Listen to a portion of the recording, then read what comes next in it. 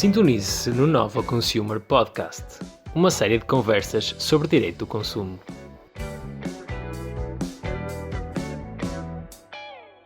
Olá, muito bem-vindos ao 10º episódio da 5ª temporada do Nova Consumer Podcast.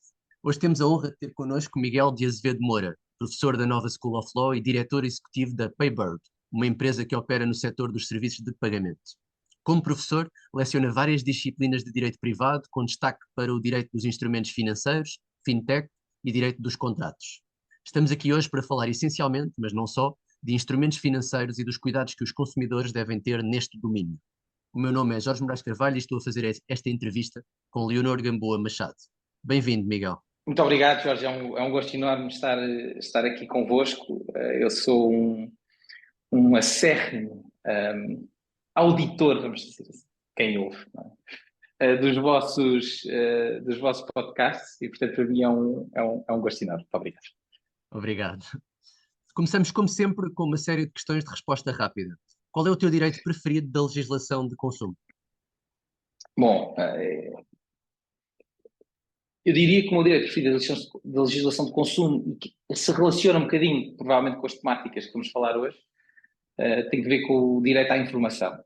Eu acho que o esclarecimento do produto, do serviço, é essencial para uma boa tomada de decisão, quer na compra do produto ou na opção pela prestação de serviços, ou também, como vamos falar hoje, provavelmente, da aquisição de certos instrumentos. E, portanto, aplica-se exatamente da mesma forma. Acho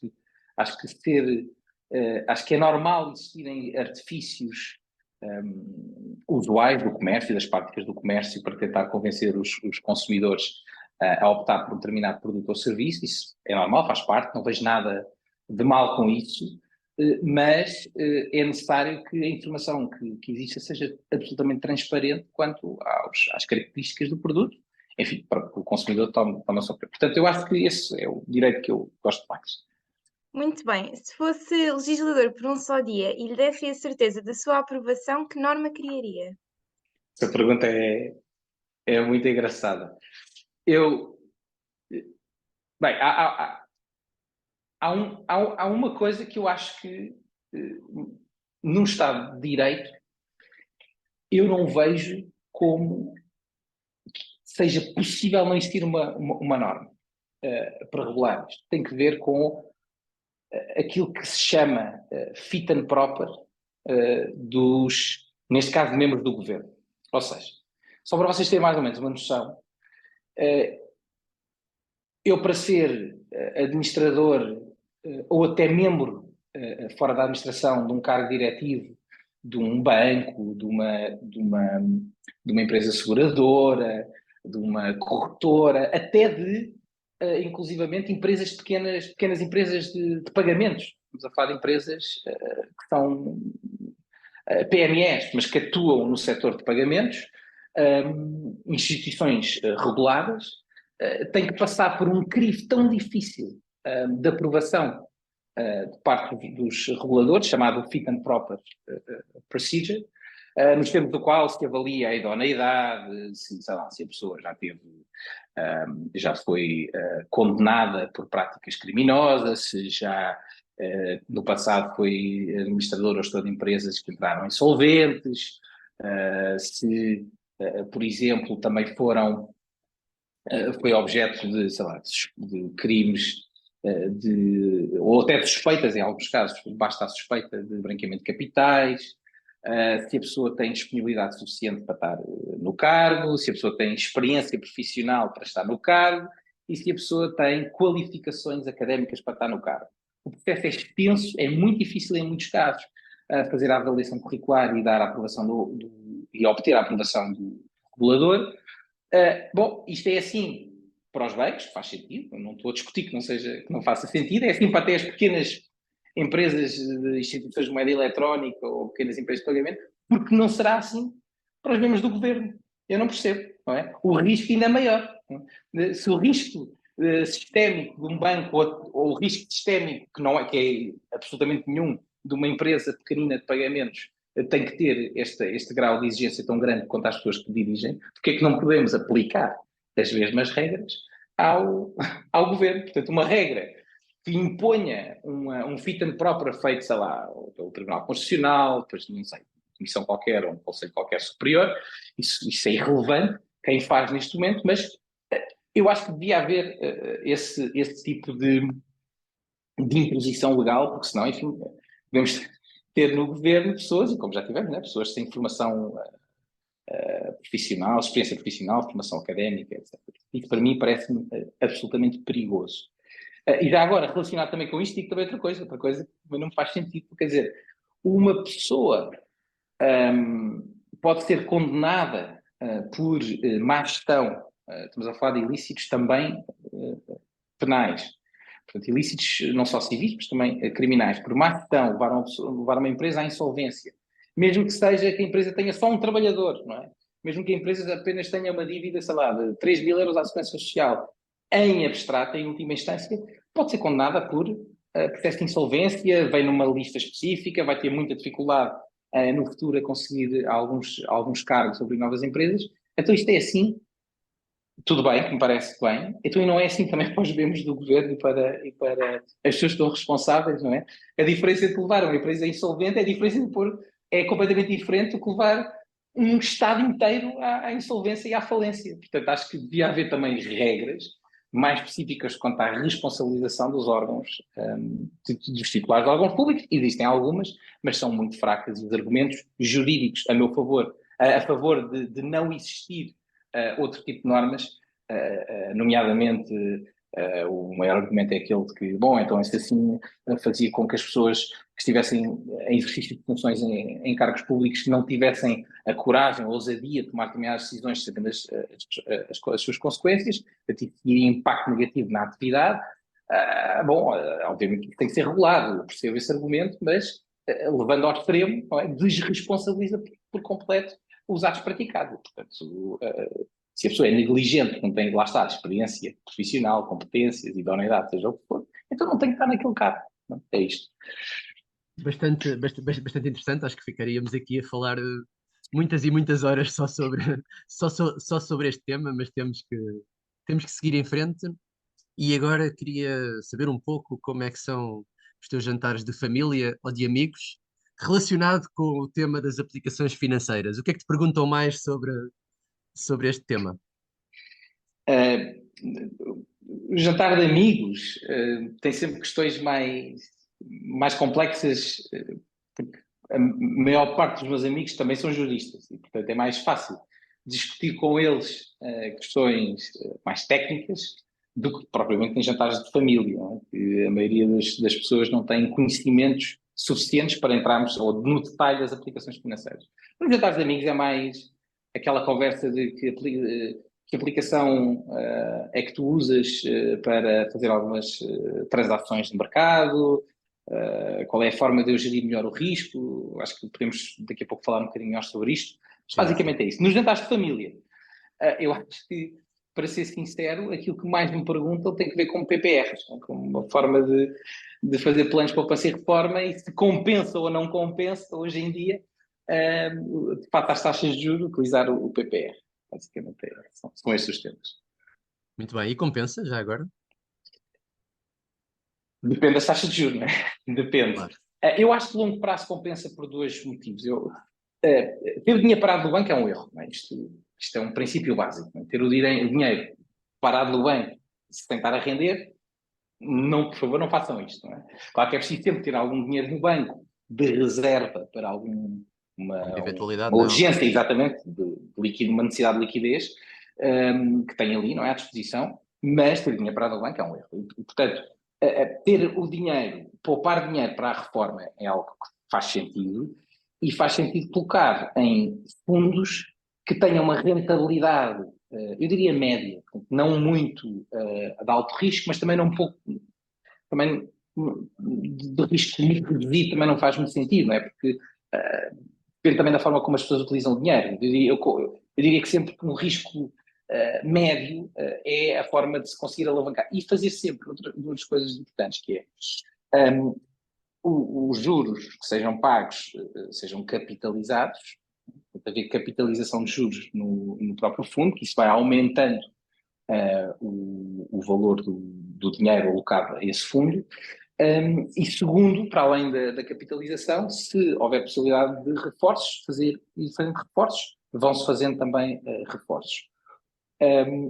Até há eu agora não me lembro o site específico, mas há um site muito interessante que as pessoas conseguem fazer experiências. Se eu puser 12 mil euros por ano, ou bem, se eu puser 12 mil euros hoje, num fundo que vai a uma rentabilidade de 8% ou 10% capitalizável, daqui a 40 anos, quanto dinheiro é que eu vou ter naquele fundo? Vocês não imaginam, bem, assumindo que a capitalização que o juro é sempre igual, vocês não imaginam o dinheiro que se faz se aos 20 anos colocarem, sei lá, no máximo 20 mil euros ou 12 mil euros numa conta, capitalizando juros de 10%, quando chegarem aos vossos 60 ou 70 anos, têm, eu acho que chega aos milhões já, só com este valor.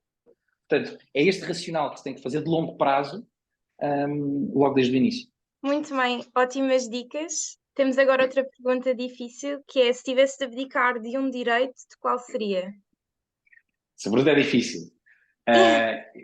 Eu acho que eu direito de personalidade não abdico. Prefiro não abdicar. Quer dizer, aqueles direito à imagem em alguns casos, as tradicionais. Mas nunca abdicaria para sempre de um direito de personalidade. Mas abdicaria, aqui um bocadinho para vos espicaçar no Consumer Lab, eu acho que abdicaria do direito ao arrependimento. E é um bocadinho... mas eu digo pessoalmente, eu não estou a dizer que as pessoas devam. Qualquer pessoa, se tivesse que abdicar, deveria abdicar desse direito. Não é isso que eu estou a dizer. Tivemos uma convidada há muito pouco tempo a dizer-nos que era o direito mais importante e o preferido da legislação de consumo, porque exercia o direito de arrependimento diariamente, o que é curioso. Era? Eu abdico desse direito, porque é um direito que, para mim, isso pode ser um problema pessoal, de personalidade, não é? Eu até me sinto mal comigo próprio se me arrepender. Não é? E se eu achar que comprei uma coisa e que de facto não devia ter comprado essa coisa, eu vou tomar aquilo como uma lição. Eu não vou imputar no meu vendedor, não é? Esse erro, não é? Que foi meu, assumindo que não há, e mesmo que houvesse materialmente uma intenção de provocar a compra sem danos, não é? Porque aí posso resolver. Eu nunca faria isso. Portanto, é um direito que eu abdicaria sem qualquer problema. É bastante interessante, porque não sei se não estaremos a caminhar no futuro, até por razões de sustentabilidade, no sentido de uma redução do direito de arrependimento. O que acontece é que muitas vezes as pessoas compram para experimentar.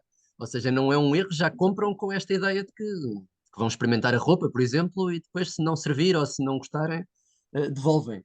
É uma perspectiva bastante diferente. Eu, pessoalmente, também não sei se alguma vez exerci o direito de arrependimento. Pelo menos o direito de arrependimento nos contratos à distância ou fora do estabelecimento. Claro que, por exemplo, em compras de Natal ou em presentes de aniversário, o direito de arrependimento pode ser muito importante, porque aí estamos a oferecer a coisa a uma pessoa que pode não gostar daquilo e querer trocar por outra coisa, por exemplo. Faz sentido. Alguma vez escreveste no livro de reclamações?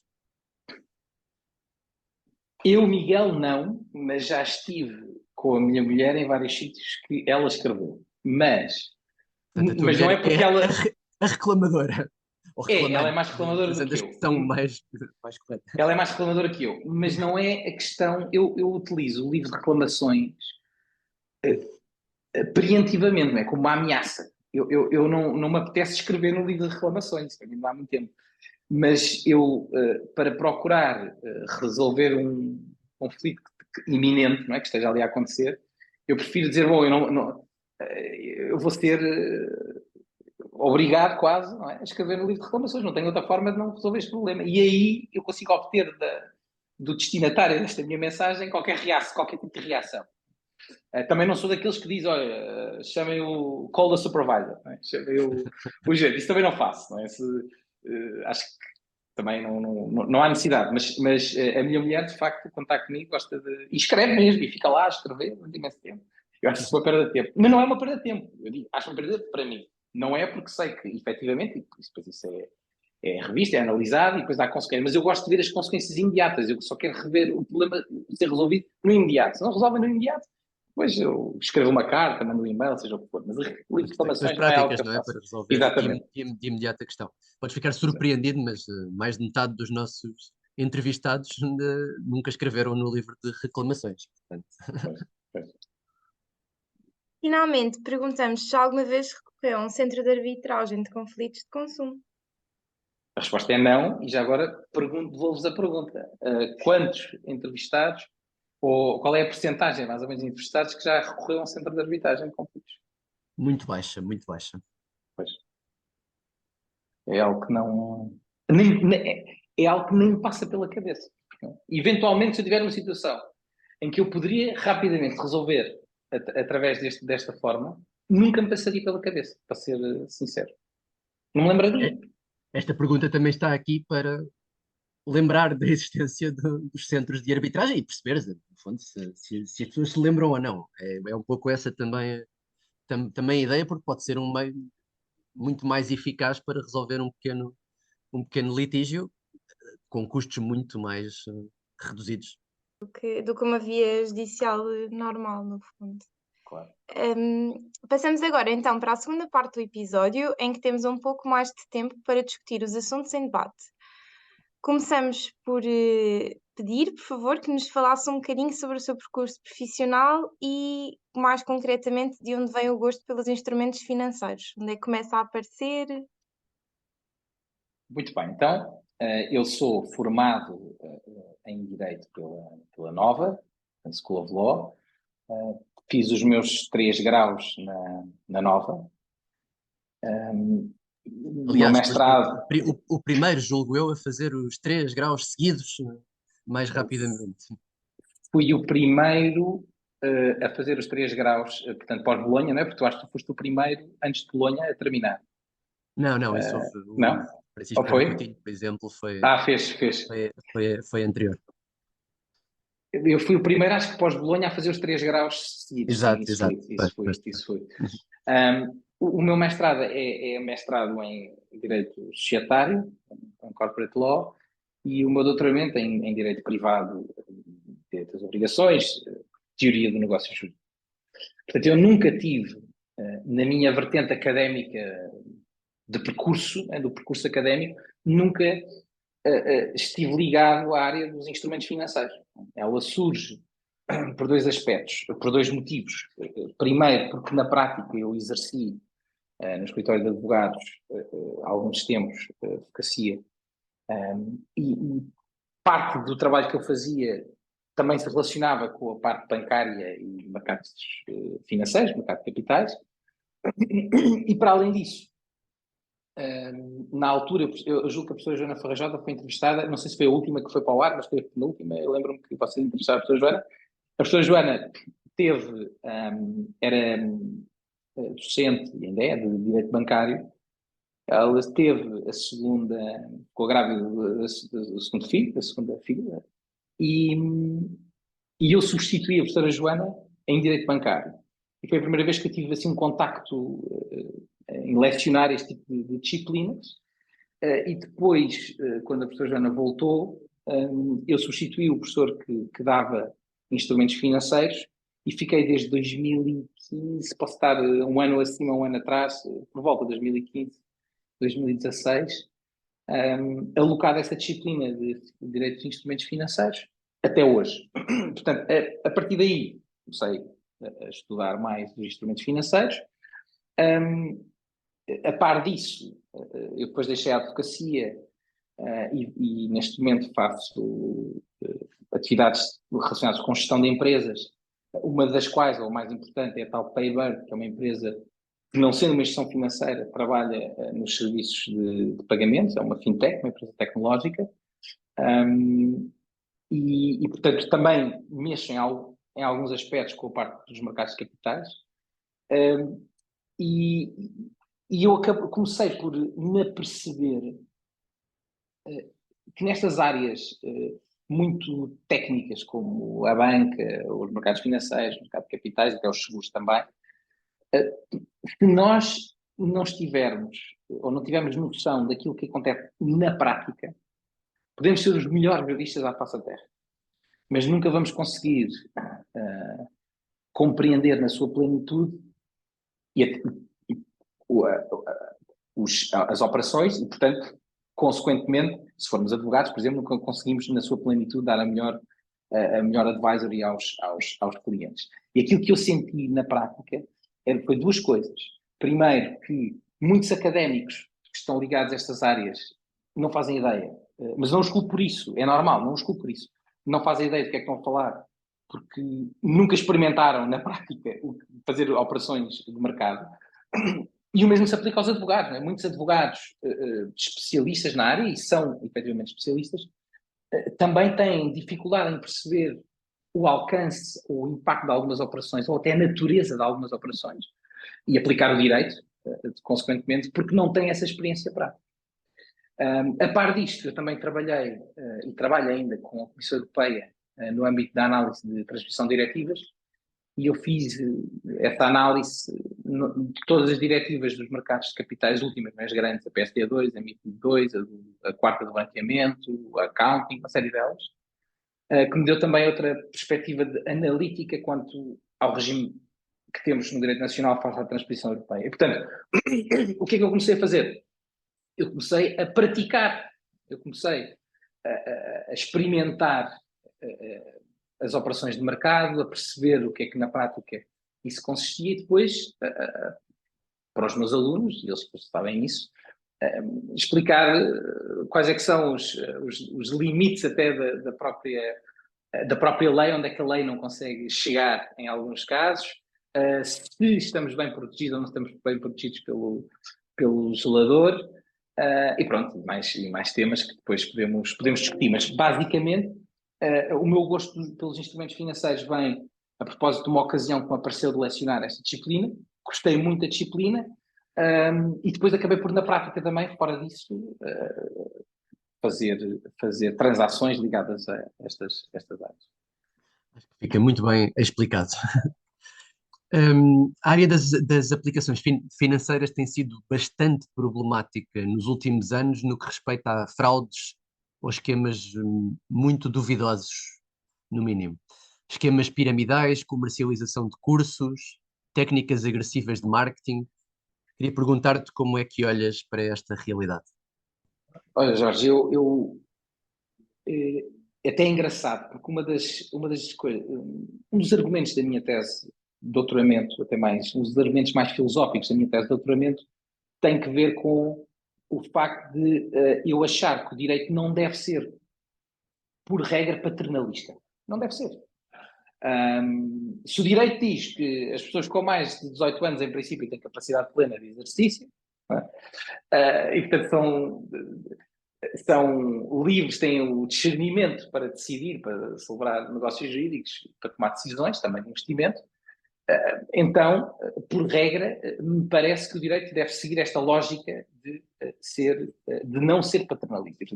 É engraçado que eu, na minha tese, eu não sei se temos exatamente a mesma ideia, mas eu na minha tese também digo isso de forma bastante clara, que o direito não deve ser paternalista. E é uma tese sobre direitos dos consumidores e a imperatividade no direito do consumo, o que não deixa de ser curioso.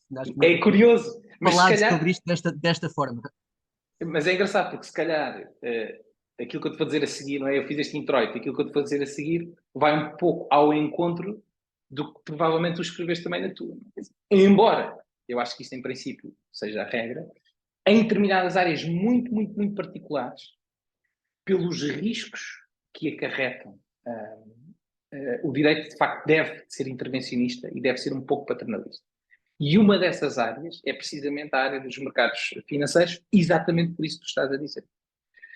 Por dois motivos. E eu, Miguel, tenho vindo já de forma até pública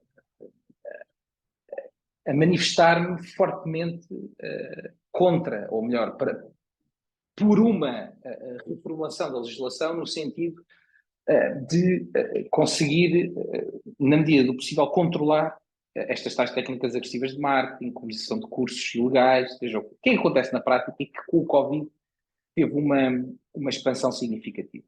Isto, com estas novas entradas das fintechs nos mercados, a facilidade de acesso aos produtos com apps de telefone, nós conseguimos, qualquer consumidor consegue rapidamente ter acesso, abrir uma conta numa plataforma de trading.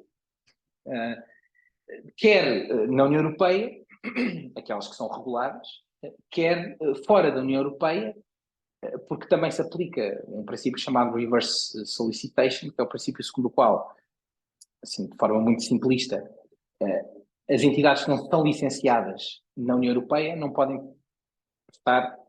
fazer marketing, não podem prestar serviços dentro da União, com exceção de que que for da iniciativa de um cidadão que esteja da União, não é, para fora, se eu quiser que uma empresa fora da União Europeia sem licença me preste um serviço, se tiver sido da minha iniciativa iniciar a relação contratual, então isso aí já é permitido, porque é o próprio cliente que solicita, reverse solicitation.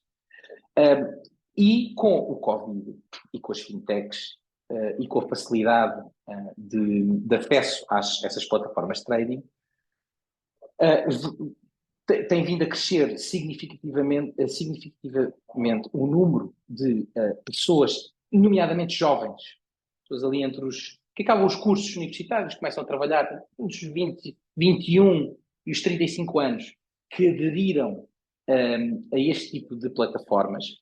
Claro que é preciso fazer o KYC, mas o KYC é rapidamente, faz-se de forma muito rápida. Claro que é preciso fazer uma coisa que se chama os testes de adequação de investimento e de noção se a pessoa é de suitability, se a pessoa é uma pessoa que tem um perfil de risco, determinados perfil de risco é que tem, quais é que são os conhecimentos que tem no mercado, mas isso são questões de escolha múltipla que eu, em última instância, posso dar a alguém ao meu lado, ao meu tio, ou à minha avó, ou seja o que for, que pode ser um especialista, a pessoa responde e não há um check-up se realmente há esse tipo de onboarding de clientela, e depois muito rapidamente, e através destes marketings agressivos, os consumidores têm acesso a este tipo de plataformas nas quais colocam dinheiro e que perdem, muito provavelmente, o dinheiro todo, ou quase todo, porque, de acordo com a União Europeia, pelo menos aquelas plataformas que são reguladas, elas são obrigadas a informar nos seus sites e nas apps a percentagem de investidores não profissionais, portanto, nós, todos, consumidores, que perdem dinheiro naquela plataforma específica. E se vocês muito rapidamente fizerem uma análise às mais conhecidas, estamos a falar acima dos 82%. Acima de 82% das pessoas que vão utilizar este tipo de plataformas perdem dinheiro. Não significa que usar este tipo de plataforma é uma coisa má, primeiro. Significa que os riscos associados e a probabilidade de perda também é significativa. Muito menos do que num casino. Vou já avisar. Perde-se mais dinheiro em casinos, jogo e aposta pura, do que isto. Isto não é jogo e aposta pura. Já vou explicar um bocadinho melhor a diferença. Agora, este foi o primeiro risco. O que aconteceu no Covid?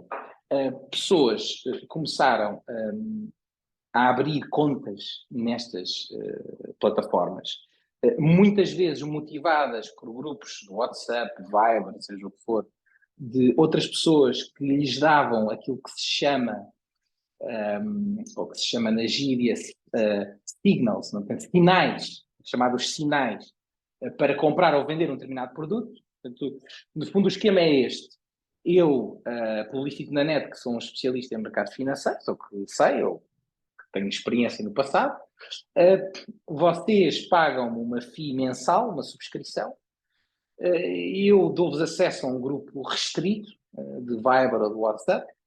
E todos os dias vos vou dando sinais de comprar ou de vender determinados produtos. Comprem agora, neste momento, o euro-dólar ao preço que está e vendam quando ele tiver um determinado valor.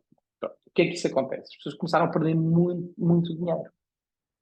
As pessoas começaram a perder muito dinheiro, obviamente na União Europeia mais controlado, porque se utilizavam plataformas da União Europeia, há controle sobre, por exemplo, as regras da União Europeia não permitem que nós tenhamos contas negativas, saldos devedores. Portanto, se eu colocar 1000 euros na conta e se fizer determinadas operações... Esse é o limite do risco, não é? Esse é o limite do risco. é o valor alocado. E até mais, até chega a um determinado ponto, eu tenho uma margin call, tenho uma call a dizer, olha, o teu dinheiro está... o teu investimento está a perder significativamente e, portanto, das duas uma, ou fechas agora, ou nós fechamos automático, ou tu fechas agora e ainda ficas com X dinheiro de reserva, ou então tens de colocar mais dinheiro se queres que a conta continue, o investimento continue aberto. E, portanto, o que aconteceu? A União Europeia, portanto, a União Europeia tem essas regras, não há saldos de devedores, existe saldos de devedores nos Estados Unidos. Existe saldos de devedores em outros países, portanto, a Austrália acho que já terminou, mas noutros países existem saldos de devedores e que colocam o consumidor numa posição muito complicada. Até há casos já infelizmente, de suicídios. Há um caso muito famoso em 2021, salvo eu, de um rapaz que fez uma plataforma conhecida nos Estados Unidos, Robinhood. Ele fez uma aplicação com o dinheiro dos pais, acho eu, ou o dinheiro que ganhou dos pais, qualquer, de opções. Portanto, ele comprou opções que são de alto risco, um derivado de alto risco, um produto de alto risco. E adormeceu, não é? Normal, comprou à noite, ou foi ver à noite a conta, estava tudo normal, e de manhã, quando se levantou, olhou para a conta e tinha quase milhares ou quase milhões de euros em dívida, de dólares em dívida. Não me lembro se era milhares, se era milhões, mas era muito significativo. Euros em dívida. E o rapaz suicidou-se por isso mesmo, e passado 2 dias após o suicídio, recebeu uma mensagem do broker a dizer que tinha sido um erro, um engano deles, que tinha dado aquilo. Portanto, para vocês verem, o caso é conhecido. Se colocarem na net estas palavras soltas que eu vos disse, são capazes de chegar lá. E, portanto, isto é algo que mexe, de facto, com as pessoas, e o risco de perda e de estar numa situação de devedor é grave. E depois, para além disso, a legislação europeia também tem outra coisa curiosa e que é importante. É que a legislação europeia, portanto, todas as plataformas estão registadas na União Europeia, têm limites daquilo que chamados limites de alavancagem, limites de leverage. Nós, para fazermos dinheiro nos mercados, quanto mais alavancados estamos, quanto mais leverage temos, mais probabilidade temos de ganho, mas também mais probabilidade temos de perda. O que é que isso significa? Significa o seguinte, de forma muito simples. Se eu tiver uma alavancagem de 1 para 5, significa que se por cada 1.000 euros que eu colocasse, era como se eu tivesse colocado 5.000. Estão a perceber? É como se o investimento fosse 5 vezes superior. E, portanto, os ganhos vão ser maiores, mas também as perdas vão ser maiores. E há alavancagem há países que não têm limites de alavancagem, inclusive a Suíça. Portanto, aqueles casos de pessoas, inclusive portugueses, que faziam este tipo de cursos e depois no fundo, de incitação, porque recebiam comissões dessas exchanges, incitação à abertura de contas em exchange fora da União Europeia, a maioria deles até era suíça, porque não tinha alavancagem, ou melhor, não tinha limites de alavancagem, tendo, por exemplo, às vezes alavancagens de 1.000 euros. Ou seja, se eu metesse 1 euro, é como se eu tivesse posto 1.000. Imagina os riscos. Lá está. Pode-se ganhar muito dinheiro, mas pode-se perder também muito dinheiro. E, portanto, isto, só para terminar, esta forma de fazer advertisement destes produtos de forma não regulada, portanto, não são as empresas que estão reguladas a fazer este tipo de advertisement, ou são pessoas singulares, muitas delas, que prestam este tipo de serviços, acabam por ser serviços de consultoria, embora não personalizada, porque não é para uma pessoa específica, mas é para um grupo de pessoas.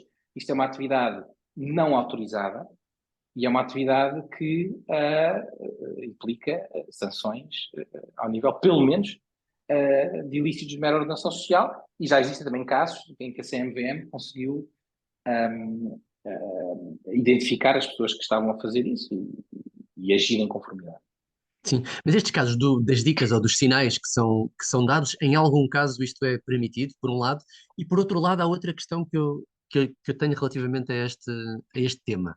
Parece-me que poderia ser muito mais rentável se a pessoa tivesse realmente um sinal ou uma dica que fosse credível e que fosse certa, parecer-me-ia muito mais rentável para essa pessoa investir, não é? Do que vender essa informação. Ou não? Ou estou a ver mal, ou estou a ver mal a questão? Não, estás a ver bem. Quanto à tua primeira questão, tem que ver com aquilo que eu tinha acabado, estava mesmo a Exato, terminar a referir, que é, exato. isto é uma atividade ilícita, Sempre, em qualquer caso. sempre em qualquer caso. Porque se Pois, está a era dar essa a ideia, sim. conselhos, mas Jorge, mas repara, isto dito assim, desta forma, como eu vos expliquei, eu acho que, eu digo sempre, direito às vezes é um bocadinho senso comum, não é? Portanto, eu expliquei-vos isto desta forma. Bom, eu sou uma pessoa singular, digo que vocês pagam uma subscrição mensal ou trimestral e eu dou-vos dicas para comprar ou para vender. Isto dito assim, eu dizer, olha, isto para mim é serviço de consultadoria ilícita, porque estou a dar recomendações para investimento e não tenho autorização nem licença para tal. Isto dito assim, de facto, faz sentido, é uma atividade ilícita. Mas na prática não é só isto que acontece, Jorge, é que, por exemplo, tu tens plataformas de trading que não fazem só trading. Não é uma plataforma em que tu abres a tua app e fazes compra e venda de ativos. Não. Tu tens plataformas que também são elas próprias plataformas de social media. E, portanto, tu consegues conversar com outras pessoas que te dão também informação. Tu tens sites, por exemplo, investing.com é o melhor site de mercados financeiros, que tem toda a informação necessária. Tem a parte do chat, não é? Eu lá, e há pessoas que dão sinais for free no chat. E, portanto, também, no fundo, estão a dar de forma gratuita, estão a prestar um serviço que não é... Portanto, é difícil, pois, na Pois, prática, também controlar o isto. Como é que eu vou controle controlar fica isto? complicado, claro, O problema claro. fica complicado. Agora, portanto, a tua primeira questão quanto a isso. A tua segunda questão, até é engraçado, porque não há um ditado, mas já não sei quem é que disse isto. Não sei se não foi até o próprio Warren Buffett, mas estou na dúvida. Mas eu acho que foi ele. Diz qualquer coisa parecida como: bom, se ganhar dinheiro nos mercados financeiros fosse tão fácil, tu não estavas aí a dar sinais, estavas mas a investir. É isto. Não é? Que é muito mais fácil do que dar sinais. Para estar a ganhar 100 euros por mês, por pessoa. Está bem, claro que a internet é grande, se eu tiver isto em escala, são milhões. Mas bem, é mais fácil então ir ao mercado e fazer dinheiro. Portanto, as coisas não são assim tão verdade. É exatamente isso que estavas a dizer. Nessa sequência do aumento das plataformas, nós queríamos perguntar também se o regulador está a fazer bem o seu papel nesse domínio ou se está a tentar. É assim, o regulador, eu tenho uma relação amorosa com os reguladores em geral. Eu compreendo o regulador, compreendo-os. Em alguns aspectos eles são bastante incisivos. Eu acho que os reguladores, em geral, eu já tive contacto com vários reguladores, não só com o português, obviamente com o português tenho mais contacto, mas tenho contacto com o holandês, tenho bastante contacto com o lituano, por exemplo, já tive com o espanhol, por isso eu acho que os reguladores têm alguma vontade em fazer terminar ou procurar encontrar quem está a praticar este tipo de ilícitos, mas têm muito poucos instrumentos e mecanismos ao seu dispor para o fazer. Primeiro, há falta de recursos, sem dúvida, e isso não é uma culpa do regulador, não é? É questão da alocação de fundos públicos para o regulador e para isso.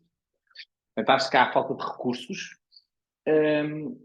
E acho que também, às vezes, e eu vou dizer isto em geral, não vou estar a apontar o dedo ao regulador A ou B, mas acho que às vezes, em geral, o regulador, o foco do regulador nunca é, ou não tem em vista a proteção do investidor, principalmente, tem mais em vista a proteção sistémica, não é? Do risco dos mercados, do risco, que também é legítimo. Eu digo sempre, há aqui dois grandes blocos a proteger. Por um lado, o mercado no seu todo, aqui os riscos também sistémicos e estruturais, e riscos das operações e o efeito que isso pode ter nos mercados. E segundo, a proteção do investidor retail, não é? Daqueles que são não profissionais. E eu acho que o foco do regulador tem sido muito mais a questão sistémica e não a questão do investidor, porque não tem impacto tão significativo nos mercados. E eles deviam alterar esse foco, não é? para a proteção do investidor também um bocadinho. Bastante interessante. Eu também tenho ideia, sem conhecer muito bem a regulação nestes setores, mas tenho também essa ideia em relação aos reguladores em geral, notando diferenças entre reguladores muito grandes, entre quem se preocupa mais ou menos, com a proteção do consumidor individualmente considerado e não apenas com os riscos relacionados com o mercado em geral, dependendo do setor em causa.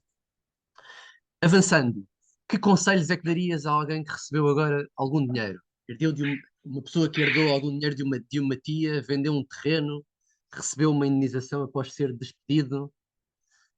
Como investir? Boa tia essa. que nos deu Não, se dinheiro. calhar não tinha outros herdeiros, não. Boa tia, boa tia. Não, primeiro, eu acho que lá está, a questão de gestão de risco. Não é? A questão de gestão de risco é fundamental. Ou seja, a gestão de risco aqui significa várias coisas. Significa, e desculpem uma expressão, não apostar sempre no mesmo cavalo. É isto, não apostar sempre no mesmo cavalo e pensar que diferentes cavalos têm diferentes características para diferentes situações. E, portanto, eu posso querer um cavalo de corrida, eu posso comprar um cavalo que eu sei que me vai ganhar uma corrida, aquelas corridas ultra rápidas, não é, de cavalos, mas se calhar já não vai fazer uma prova daquelas provas dos saltos. Ele já não é bom para fazer provas de saltos. Então eu prefiro investir um pouco de cavalos que dão características diferentes a que me permita gerir melhor o meu risco. Eu diria que quem recebe assim grandes quantias de dinheiro deve fazer duas coisas. Deve guardar, assumindo que a pessoa não tem dívidas passadas, pendentes, portanto é uma pessoa que faz uma gestão normal, a pessoa média, não é, dos seus fundos, deve pegar nesse dinheiro e deve, sei lá, 30%, até 30%, ou 25% deve manter na conta por uma questão de liquidez, que estávamos a falar há pouco, não é? De sei lá, uma doença que possa surgir, ou um problema que possa existir, ou fazer uma viagem, seja o que for. Mas ter ali o dinheiro na conta e o resto, investir. E investir em diferentes produtos. Investir não só em produtos de banca pura, portanto, depósitos a prazo, tradicionais, que deem uma taxa de juros. Hoje em dia, as taxas de juros já são mais apelativas e, portanto, hoje em dia já seria interessante investir em taxas, em depósitos a prazo tradicionais, mas também nos mercados financeiros. E aqui, mercados financeiros, repartir pelo risco, repartir entre ações, long term, portanto, que dão rentabilidade longa, e não pensar, neste caso de investimento, que é um investimento que realmente é aqui que conseguem mais dinheiro, a long term. Não é? Forma de conseguir gerar mais dinheiro de forma mais segura, está bem? É utilizar o pensamento de Warren Buffett, não é? É comprar ações e nunca mais vender. Né? E ir retirando as ações que paguem bons dividendos. E retirando rendimentos através dos dividendos. Portanto, grande parte seria este tipo de investimento de longo prazo e depois... E procurar em todo o mundo essas ações, certo? Exatamente. Em Portugal provavelmente não. Não, exatamente, Jorge. Portanto, esqueçam. Portanto, tinha que ser o investimento em ações.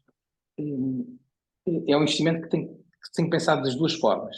Eu vou valorizar o portfólio das ações, porque elas vão ganhar dinheiro. Um dia que eu precise, em última instância, de as vender, vou vender a um valor superior àquele que eu comprei. E segundo, eu vou tentar repagar-me do investimento através dos dividendos e depois, a partir daí, é só geração de lucro. Então, tem que pensar assim, em primeiro lugar.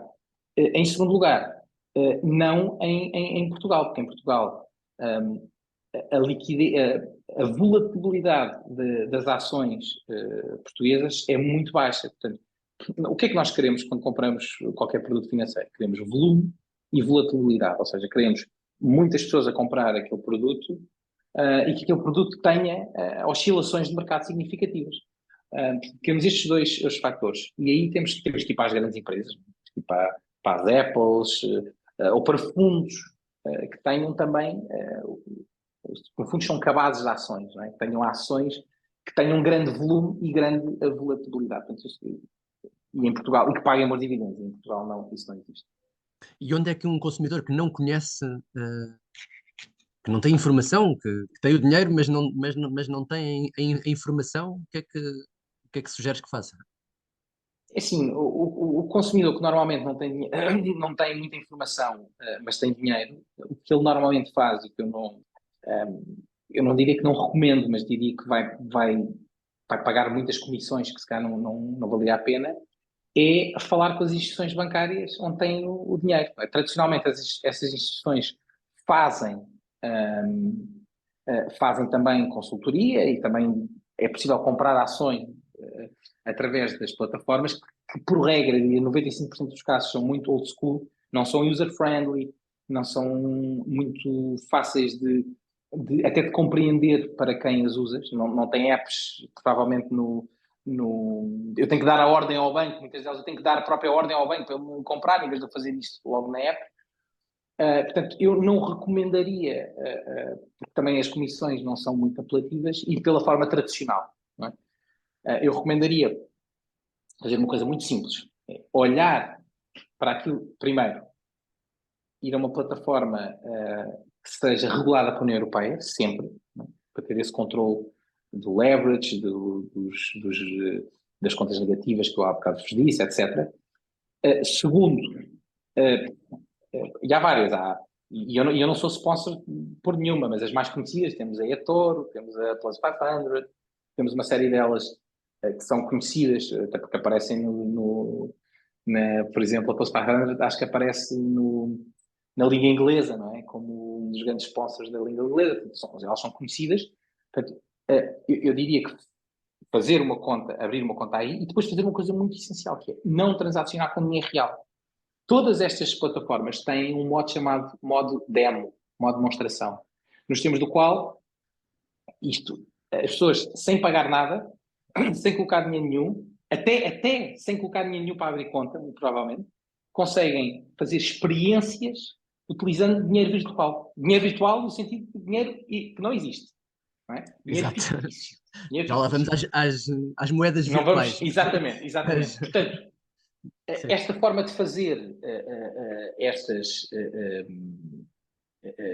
esta forma é a forma mais segura das pessoas se testar, porque na verdade foi assim que eu aprendi. Não é? Eu aprendi errando muito, eu aprendi a perder muito dinheiro. Eu fiz alguns testes demo, mas depois uma pessoa começa a ganhar dinheiro de 2 ou 3 operações e pensa, isto vai ser fácil, agora vou mudar para o dinheiro real Já não e preciso vamos, e do vamos. demo. Erro. Portanto, o melhor é vários meses de experiência e de escola no demo. E só depois, então, com alocações de dinheiro muito baixinhas, transações muito baixinhas, 10 euros, 20 euros, ir experimentando com o dinheiro real. Então, eu faria isso, contas demo. E depois nas plataformas como, por exemplo, a eToro, que são as plataformas também de social media, também existem explicações mais detalhadas sobre como fazer, fóruns específicos que ajudam as pessoas a fazer, a transacionar. E até tem outra coisa que eu também sou muito crítico, podemos falar só um minuto sobre isso, sou muito crítico, mas há quem goste muito, que é chamado o copy trading, que é, assim muito resumidamente, eu alocar um determinado dinheiro e copiar aquilo que outros investidores fazem na prática. Portanto, os investidores vão... Automaticamente isto é feito, não é? Eu coloco 1000 euros e digo, olha, faz copy trading aqui do Jorge Brás Carvalho. E tudo o que o Jorge Brás Carvalho comprar em mercado e vender, eu, claro, com os meus fundos, automaticamente o sistema com os fundos vai também fazer as mesmas operações. Qual é que é a vantagem e a desvantagem? A vantagem é, se realmente a pessoa é uma pessoa que sabe o que está a fazer, já tem muita experiência, tem um histórico grande, dá para nós estudarmos esse histórico. A vantagem é, efetivamente, eu posso gerar dinheiro grande e não tenho que me preocupar, estou a copiar alguém que, de facto, sabe o que está a fazer. E a desvantagem é mesmo isso, se eu estiver a copiar alguém, isto não há controle, não é? Se eu estiver a copiar alguém que não sabe o que está a fazer e diz que é o melhor especialista à face da Terra, eu vou rebentar a minha conta, não é? Porque estou a copiar alguém que não tenha experiência. Mas também E é aqui outra forma de... só uma questão relacionada com essa. Se houver muita gente a fazer exatamente as mesmas operações, isso não vai influenciar o mercado num sentido contrário ao daquilo que a primeira pessoa fez? É assim, quando tu falas em muita gente, Estás a Não é o falar. suficiente em empresas grandes Não, não, ou em mercados grandes não, para... não. Estamos a falar. Tu tens aqui os hedge funds e os grandes players do mercado, chamados market makers, chamado smart money. Isto é uma luta entre smart money versus dumb money. É como se diz na gíria, né? Smart money, hedge funds e grandes market makers, chamado market makers porque eles é que são market movers. E depois há Sim. o dumb money, que somos nós. E muitas vezes, o que é que eles fazem? Eles querem provocar uma... É ação-reação. O que o hedge fund faz, muitas vezes, é provocar no mercado, compra ou vendem num determinado sentido, mesmo não seja aquele sentido que eles querem, para provocar um efeito nos dumb players, né, como nós, acham que vão atrás e depois a seguir vão para cima, não é? E vão ganhando dinheiro à nossa, entre aspas, à nossa custa. E depois há outra coisa, que é as plataformas, estas corretoras, as plataformas de trading, têm acesso aos dados das pessoas que fazem as transações e conseguem, mas não nos dizem, mas nós confiamos nos dados que eles nos transmitem, por exemplo, dizem, olha, este produto, as ações da Apple, 90% dos nossos investidores, dos nossos clientes estão a comprar, 10% estão a vender. E qual é a nossa reação? Eu vou comprar também. Mas muitas vezes, embora esteja 10%, 90% está a comprar e 10% está a vender, muitas vezes é o contrário. Muitas vezes até estão mais pessoas, os hedge funds estão a vender, que não são clientes deles, e dá a sensação falsa que estão a comprar. E não se esqueçam disto, o contrato celebrado com estas entidades, este tipo de operações, muitas delas, a não ser que eu esteja a comprar a mesma ação da empresa que me dá direitos de voto, de dividendos, seja o que for, mas muitas vezes o que acontece é aquilo que se chama transações por conta própria. Ou seja, estas empresas são a contraparte do contrato. Eu estou a comprar um derivado, que é um CFD, chamado CFD, com estas empresas, que está indexado a um produto do mercado. O que significa que quando eu perco dinheiro, quem está a ganhar é a plataforma. Não é alguém do outro lado do mercado. É a plataforma que está a ganhar dinheiro. Portanto, eles têm interesse em que eu perca. Estão a perceber a lógica? Sim, Está sim. aqui também conflitos de interesses que devem ser mais regulados, mas não estão. Mas Muito obrigada por esta explicação, acho que foi muito completa e clara aqui para os nossos ouvintes. E agora, por termos falado em instrumentos financeiros e muito levemente referimos as criptomoedas ou os criptoativos, queríamos perguntar que conselhos é que daria a um consumidor que os pretende comprar, portanto, criptomoedas, por exemplo, em 2024 agora. Muito bem. Neste momento já há mais legislação sobre isso, portanto, já há mais proteção do consumidor, do investidor não profissional nestas matérias. Eu daria vários conselhos. Primeiro, utilizar sempre, mais uma vez, uma exchange de cripto que seja regulada, em especial na União Europeia. Segundo, fazer uma boa gestão de portfólio. E comprar criptoativos ou criptomoedas que não sejam novas, algo que já esteja no mercado com algum tempo. Não é? Porque se é verdade que às vezes pode ganhar dinheiro pondo 100 euros hoje numas criptomoedas que apareceram agora, ou criptoativos, vamos chamar criptoativos, que apareceram agora e que só daqui a 10 dias esses 100 euros transformam-se em 100 mil euros. Isto é possível acontecer. Mas é quase como apostar, isto é quase como No apostar Euromilhões. no Euromilhões, porque são tantas as moedas que entretanto vão aparecendo, tantas, que para perceber o que é que está por trás disso, qual é o projeto, muitas vezes são projetos, não é? O projeto que está por trás disso é muito difícil. E depois, aconselhar, ter muito cuidado com os vídeos de YouTube e as pessoas a dizer que aquela coin é que vai dar dinheiro e aquilo, que isto é tudo uma questão de especulação, não é? É uma especulação. Portanto, tudo o que é as criptomeios tradicionais, como a Bitcoin, como o Ethereum, como a Solana, a Cardano, eu diria que estas são as três, assim, mais estáveis. Tudo que tenha estabilidade, eu sei que elas são muito voláteis, mas mesmo assim têm estabilidade,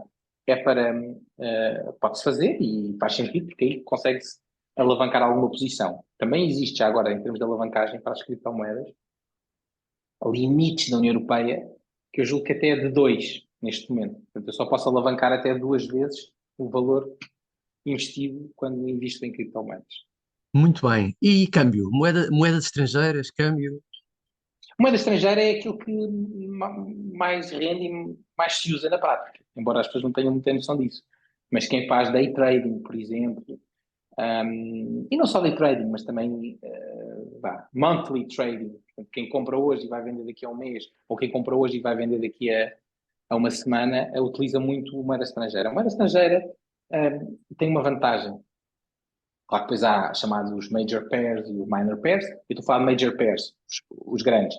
Euro, dólar, euro, GBP, Libra, exatamente. O Yen também. Portanto, esses, os pares maiores, são pares que nos permitem, já com uma boa alavancagem, o maior de todos até é euro-dólar, dá 1 para 30 de alavancagem na europeia, já nos dá para ter uma boa rentabilidade. E tem uma coisa boa, é que são muito previsíveis face, claro, são muito imprevisíveis, mas face aos outros são mais previsíveis. Sempre muito risco, claro, não é? sempre muito risco, mas são mais previsíveis face ao historial, face ao que está acontecendo no mercado, tem muitos fatores que contribuem para o movimento, não é? Tal como as commodities, não é? As commodities, o gás natural, o petróleo, o ouro, a prata, o milho, não é? Tudo isso, as commodities, também são instrumentos financeiros que eu até recomendo muitas pessoas a utilizarem, porque, sei lá, conseguem obter, o gás natural é mais perigoso, mas até o petróleo, conseguem obter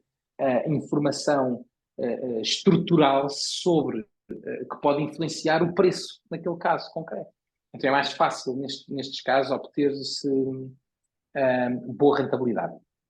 Moeda estrangeira, claro que sim, mas façam sempre moeda estrangeira que seja volátil. Lá está, volatilidade e volume. Se não tiver volatilidade nem volume, vão estar estagnados. Né? Se comprarem moeda estrangeira, mas se for, sei lá, pesos filipinos contra a moeda do Sri Lanka, meus amigos, boa sorte. Não é? Aquilo vai ficar estável o dia todo.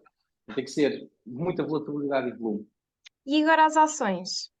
As ações é a forma mais tradicional e muitas vezes saudável de fazer long-term investment. Não é? Como eu disse há pouco, as ações permitem várias coisas. Permitem receber dividendos e permitem também ter direitos políticos. Nunca se esqueça, não é? Em última instância, depois posso ir votar, não é? Claro que nessas grandes empresas é impossível, não é? Ter alguma expressão. Mas as ações dá-nos uma... E também as ações têm outra coisa boa, que é as ações também são facilmente, na análise chamada análise, há dois tipos de análise: a análise técnica, que é a análise dos gráficos, e a análise que nos dão alguns indícios, e depois a análise fundamental, que é verdadeiramente a grande análise, né? Que é a análise às contas, à performance da empresa, seja o que for. E as ações comportam-se sempre de acordo com os padrões que a própria análise fundamental resultam da análise fundamental. Portanto, estas empresas que são cotadas em bolsa são obrigadas, de forma trimestral, a apresentar resultado, e depois as tendências de crescimento das próprias ações vão acabando por repetir aquilo que são, não só os forecasts, mas também a performance geral da empresa. Portanto, é uma boa forma segura, estável, de risco médio-baixo, mas há sempre risco, né? As ações caem muito, né? Risco médio-baixo, de obter um bom rendimento. Mas long term é a melhor forma de obter rendimento, as ações. Sim, sim. Já agora, pelo menos tenho a ideia de que tem um pouco menos de risco ainda às obrigações. O que é que... Sim, muito, muito menos risco. O que é que dirias? As obrigações são boas formas de obter um dinheiro seguro. Normalmente as obrigações dessas grandes empresas que emitem obrigações são de risco relativamente baixo, não é? Isto no fundo é um empréstimo. E claro que depois há obrigações que já estão indexadas a um determinado produto, que aí já podem ser de alto risco, mas estou a falar das obrigações chamadas plain vanilla, são aquelas tradicionais de risco baixo, e são uma boa forma de obter esse investimento e até de obter retorno. Até em Portugal existe, até através do crowdfunding, existe empréstimos de natureza próxima da obrigacionista, pequenos empréstimos, e aquela plataforma chamada Raise, acho eu, em que as pessoas com pequenas quantias de dinheiro conseguem fazer empréstimo a PMEs com um risco relativamente baixo e conseguem obter um rendimento a curto prazo. O dinheiro não está parado, a ideia, o dinheiro não deve estar parado no banco, isso é perder dinheiro. Muito bem, passamos agora então para as nossas duas últimas perguntas que colocamos a todos os convidados que nos visitam. A primeira é uma sugestão de um próximo convidado que nós possamos ter aqui no Nova Consumer Podcast. Eu acho que, já que estamos a falar nestes temas, eu estava aqui a pensar num produto financeiro que está neste momento no mercado português a entrar com grande força, com vários players, que é o BNPL, Buy Now Pay Later. E é um produto, no fundo, é pagamento fracionado. E aqui temos vários players no mercado, temos a Klarna, a Honey, temos a Floa, temos vários. E, por exemplo, eu conheço os três, portanto não estou aqui a dar prevalência a um ou outro, mas eu sei que o Alexandre Lejeune, que é o Country Manager da Floa em Portugal, foi do grupo BNP Paribas, tem dado algumas sessões de esclarecimentos, de entrevistas, ações de formação, na forma como os consumidores podem aplicar o seu dinheiro e gestão de fundos. Principalmente não só neste produto BNPL, Buy Now Pay Later, e porque é que para o consumidor isso pode ser uma forma racional de gerir o dinheiro, mas também noutros produtos associados também ao consumo. Então, seria interessante, ele é muito acessível, seria interessante entrevistá-lo para perceber de que forma é que, e como é que este produto está a entrar no mercado português, afetando já os consumidores. Não é? Estamos a falar, no fundo, de competidores daquelas empresas como, sei lá, Cofidis, 7LM, que dão crédito puro. Isto não é crédito. Isto é uma forma diferente de crédito, é um business case, business model diferente da concessão de crédito, e interessante para o consumidor. Excelente, ótima sugestão. E por fim, uma sugestão cultural. O que é que nos recomendas que Olha, em termos de livro, música, blog, etc. eu acho que essa é a pergunta que eu aqui demorava mais tempo a responder, portanto, vou ser mas por isso mesmo você vai fazer a pergunta que eu vou responder para o mais curto. E até vou responder apresentando uma coisa que o Jorge até já conhece, que eu já partilhei com ele. Eu gosto muito de física, gosto muito de física, astronomia, física quântica, gosto dessas áreas. E sigo um canal que é o Star Talk, do professor Neil deGrasse Tyson, muito, muito, muito, muito interessante, que fala de forma muito criativa, interativa e simplista, até para quem não tem conhecimentos técnicos, sobre questões e a vanguarda, não é? Estamos a falar de um podcast que também está no YouTube. Se meterem no YouTube Star Talk, aparece-vos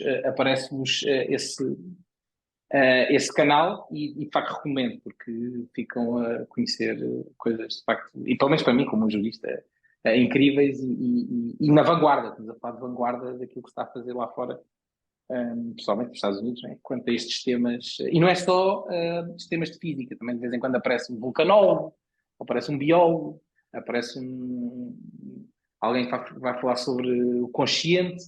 Muito, muito interessante, recomendo muito. Muito obrigada pela recomendação e por todo o episódio, eu acho que foi interessantíssimo. E chegamos assim ao final de mais um episódio do Nova Consumer Podcast e até ao próximo episódio. Muito obrigado, foi um gosto.